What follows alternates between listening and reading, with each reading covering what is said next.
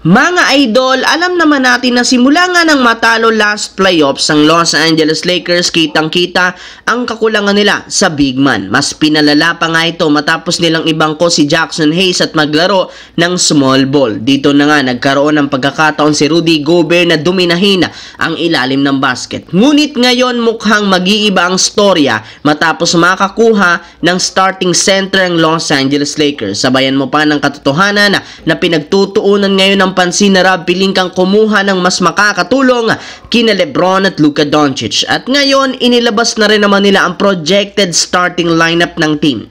Luka Doncic, Austin Reeves, LeBron James, Rui Hachimura at si DeAndre Ayton. Lahat ngang ito kayang umiscore, may opensa, may depensa sa painted area. Ang kagandahan lamang dito ay may chemistry na nga ang apat na rotational player na sina Reeves, LeBron, Luka at Rui na magagamit nila para matulungan si DeAndre Ayton sa ilalim ng basket. Samantala, dito naman tungkol kay Jonas Valanciunas. Dahil nga sa inilabas na balita ngayon, mukhang hindi matutuloy ang Twin Tower nila. Ayon sa report, posible ngang iwanan ni Jonas Valanciunas ang Denver Nuggets para maglaro sa Greece. Ayon sa isang insider, papunta na nga ngayon sa Greece para ma-meet ang team na nag-offer sa kanya. Malaking dagok nga ito para sa Denver Nuggets kung mawala sa kanila si Valanciunas. Basically, hindi matutuloy ang Twin Tower na binuo. Wala na rin naman ditong backup center si Jokic. Kaya naman muli sa pangalawang sunod na pagkakataon, hahanap muli ang team